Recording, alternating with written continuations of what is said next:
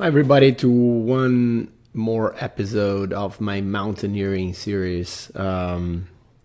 Today, as I mentioned in the previous episode, I thought about telling you a little bit about my last climb of Mount Washington and what went wrong. So, even though I summited, it was not, it was by far, right, a perfect climb or even an ideal climb or a good experience. It was not fun. So I thought about just describing sort of what happened and then put this into perspective in terms of the fitness that I talked about in the last two episodes, and then sort of the whole planning and decision making, which I plan on covering in a little bit greater detail in the following episode. So let me just tell you what happened, right? So it was my second climb to Mount Washington. My first one was not successful in the sense that I did not reach the summit. So I tried again a few month and a half later. It was still winter, so the conditions were pretty harsh. Not as cold as February, but it was April, early April, April 3rd or 4th. So it's still pretty cold, wind chills in the minus 20 Fahrenheit. Again, not as bad as February, but conditions were challenging. So same guide from before. And again, just to remind you, this guide is a guy who is 61 years old. He's been climbing professionally for many years. He also climbed the 7 summits, right, including Everest, of course, and all the other peaks in the 7 continents. So it's a guy with a ton of experience, right, who does this he climbs Mount Washington at least a couple times a week, right? So that was my guide, and for the second time, so I already knew him. And we said, okay, let's do this again. We agreed to meet at the base lodge at a little bit before 7. So the plan was we're gonna, start climbing at 7, so we can reach the summit in about 4 to 5 hours, and then come down, right after lunch.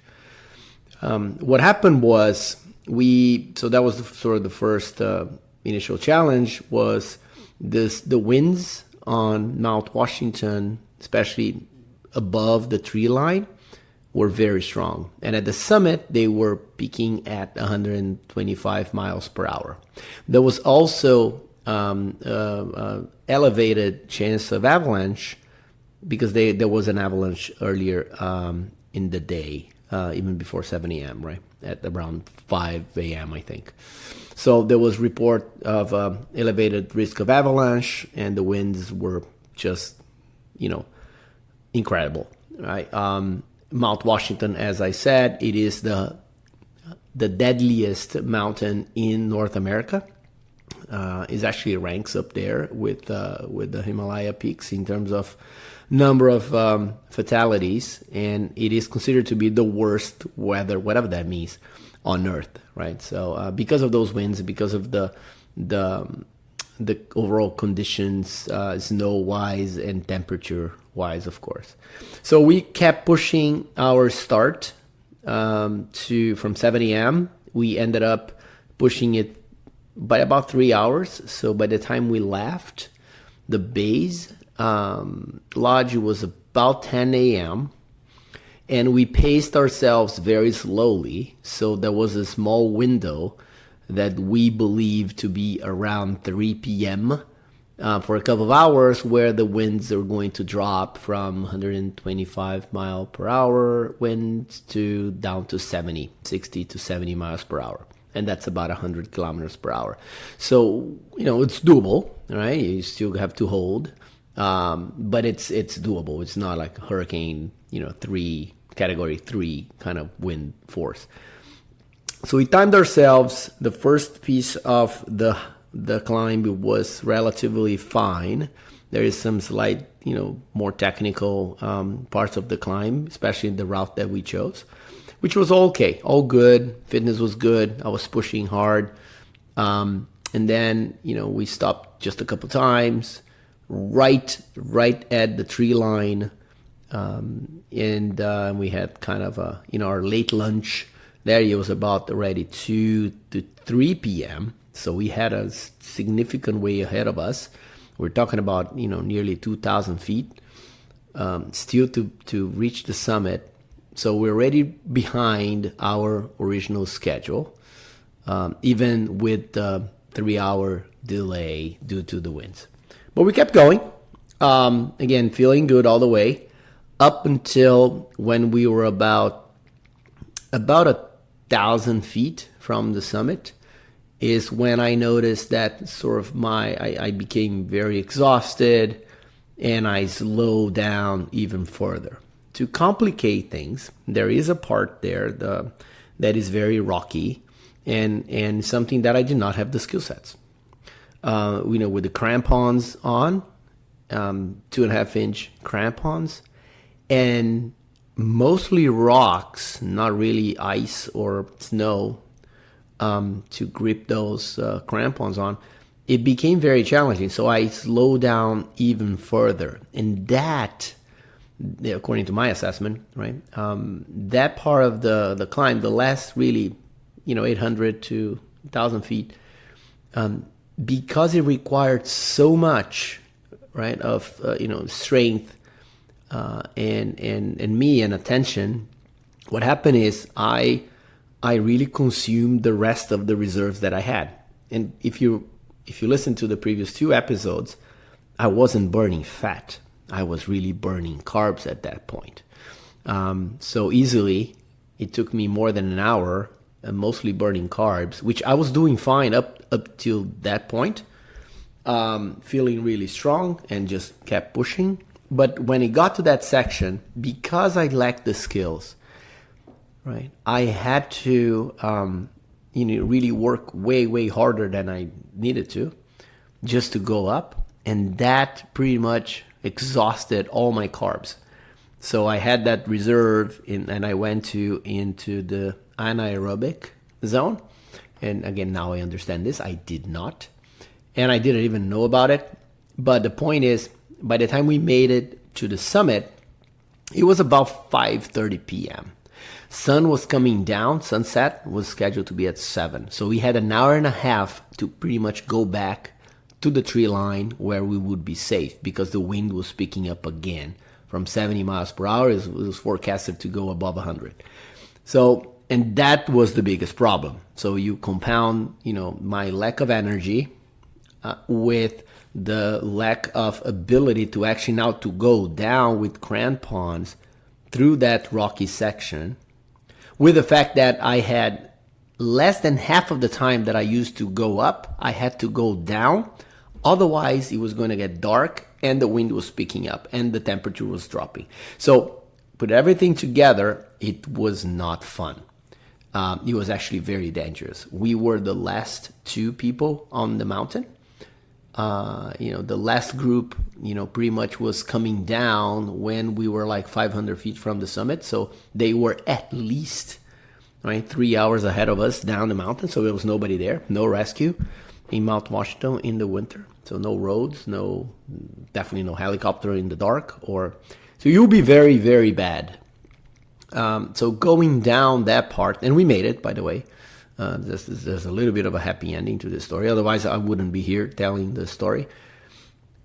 But I barely made it, right? So in an hour and a half, right before sunset, we were able to reach the tree line, and then I was just begging to stop. A couple things that also happened on the way up and on the way down for about 4.5 hours in total. We did not even stop at the summit to rest for 2 minutes, right? Or to get a drink. My guy became so concerned. It's like, we don't have time now. We got to go back. I'm like, okay, but I need to at least hydrate.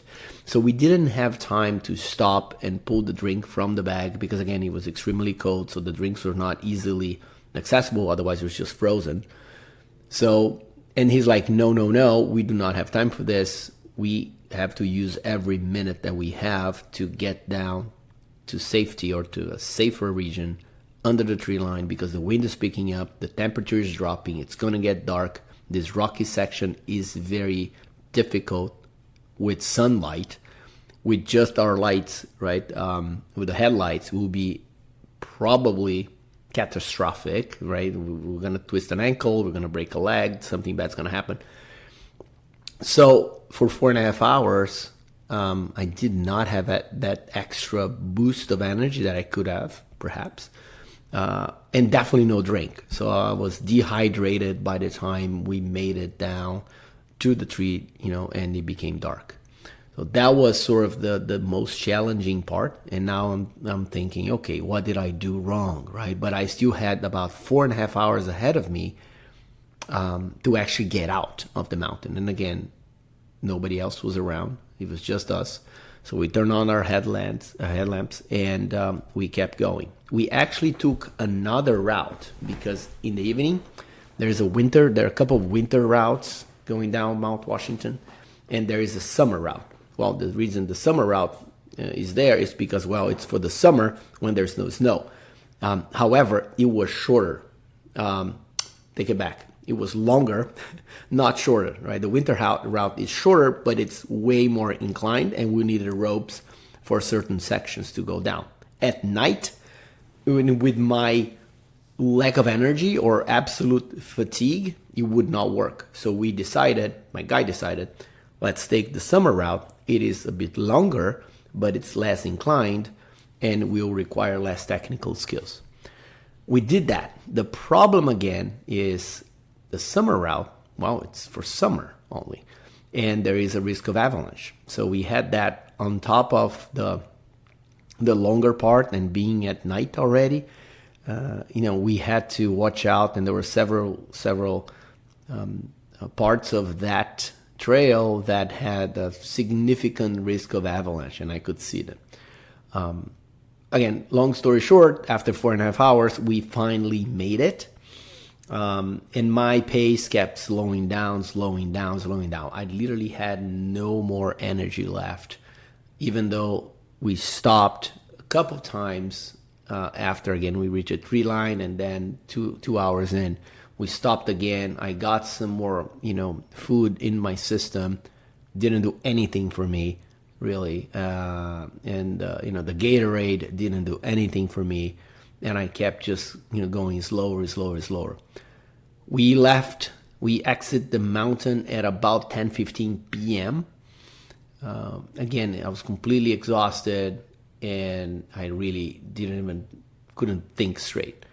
Now, and here I am, I'm doing it again. It took me about a day, and then that was Saturday. And then, after I woke up next day near the mountain, because I had this motel, I stayed at this motel. And I'm like thinking to myself, and driving back home, it's about a 5-hour drive. I was thinking, okay, do I even want to do this again, right? It was a miserable experience. Not fun at all. I could have died. It's not the first time I could have died in my activities, but it's never fun, no matter what people say. And I said, okay, this is maybe not what I want. But then on Monday, I decided, no, I'm going to actually do this right. And this is what I'm talking about in this series, right? The fitness, the training, the equipment, the mental readiness for it, the planning, how to pick the right partner, the right guide and company to help you with it. So a couple of things in summary, right? When in hindsight, hindsight's always 20/20, but what did go wrong, right? So I asked this question myself. And first of all, my fitness level was not where it should be, right? So at some point, yes, I started really strong and I was good and I was in the right zone. I did not have the proper training because it was nearly a month and a half before or after my first climb to Mount Washington, when I just increased a little bit of cardio, right, with a bike. That's what I did. I said, okay, it feels good now. It should be ready. I was not at the level I should have been. That's the first thing. I did not manage properly how I was going through the more the more difficult parts of the climb, right? Especially the rocky part towards the summit. So I did not use my energy efficiently. That was my second mistake. So I wasn't ready. I did not use it efficiently when I should have in the certain areas and parts of the climb. 3, still on the fitness part, when I was coming down, I kept slowing down further and further because my knees were killing me. So I did not have the right muscles trained and muscle endurance on my legs and core to be able to support me going down for so many hours. So it was just extremely painful, and I was going, again, every time I was going slower and slower and slower. So that was the third part of the fitness, or lack thereof. And then it comes sort of a little bit together with fitness, but the ability to stop and rehydrate, and even put some carbs early on in my system when I realized that I was actually running out of fuel. Also, a little bit of a planning mistake, but also, depending on the fitness level that you are, you may require that way sooner than you think. So those are like sort of the first 4 mistakes that when I analyze my climb and the failure, even though again I reached the summit, doesn't mean anything, right? It was super hard to actually come down alive. So I needed to improve those. And there's also the planning part. Think about it. My guide, being this alien of a climber, right? As again, he climbed the 7 summits. He does this for a living. He does this multiple times, only that mountain per week. He was just pulling ahead, right? And I get it. He didn't want me to stop.